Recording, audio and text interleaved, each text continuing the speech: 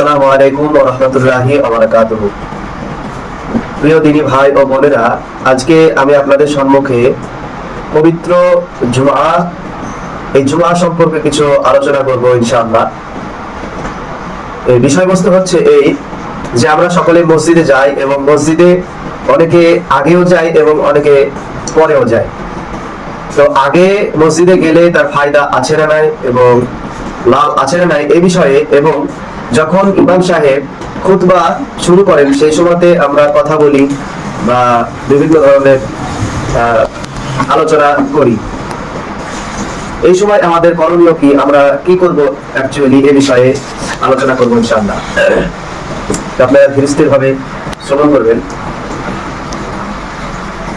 হযরতে আবু হুরায়রা রাদিয়াল্লাহু তাআলা আনহু হতে হাদিস বর্ণিত, তিনি বলেন রাসূল পাক সাহেবে নওলাদ সাল্লাল্লাহু তাআলা আলাইহি ওয়াসাল্লাম ইরশাদ করেন, জুমআর পবিত্র দিনে খোদা পাকের ফেরেশতাগণ এসে মসজিদের দ্বারে বসে মানুষের হাজিরি লেখেন। কি হাজিরি? যে ব্যক্তি আগে আসেন তার নাম আগে লেখেন এবং যে ব্যক্তি পরে আসেন সে ব্যক্তির নাম পরে লেখেন। যে ব্যক্তি জুমার নামাজ পড়ার জন্য সর্বপ্রথম আসে তার নামায় আমল নামায় নেকি সেই ব্যক্তির ন্যায় লেখা হয় যে ব্যক্তি কুরবানির জন্য উট মক্কা শরীফে প্রেরণ করে। কুরবানির জন্য উট মক্কা শরীফে প্রেরণ করে বা পাঠায়। অর্থাৎ আমরা বুঝতে পারলাম যে ব্যক্তি সর্বপ্রথম মসজিদে আসে এবং সর্বপ্রথমে জুমার নামাজ পড়ার উদ্দেশ্যে আসে সেই ব্যক্তির নাম আগে লেখা হয় এবং ওই ব্যক্তির মতো লেখা হয় যে ব্যক্তি নাকি মক্কা শরীফে উট প্রেরণ করার মতো তার সমপরিমাণ সওয়াব তার আমলনামাতে লেখা হয়।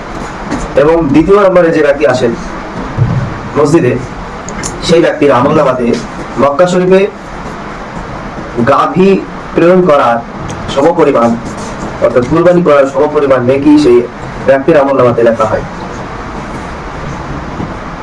এবং তৃতীয় নম্বরে যে ব্যক্তি আসেন সেই ব্যক্তির আমলনামাতে দুম্বা প্রেরণ করার অর্থাৎ দুম্বা কোরবানি করার মক্কা শরীফে এর সমপরিমাণ নেকি তার আমলনামাতে লিপিবদ্ধ করা হয়। এরপরে যিনি আসেন তার আমলনামাতে মুরগি সাদকা করার, মুরগি প্রেরণ করার সওয়াব তার আমলনামাতে লেখা হয়। এরপরে যিনি আসেন তার আমলনামাতে ডিম প্রেরণ করার তার সমপরিমাণ নেকি বা সওয়াব তার আমলনামাতে লেখা হয় যে ব্যক্তি মসজিদে আসেন। অতঃপর ইমাম সাহেব যখন খুতবা প্রদান করার জন্য দাঁড়ান তখন ফেরেশতা মণ্ডলী নিজ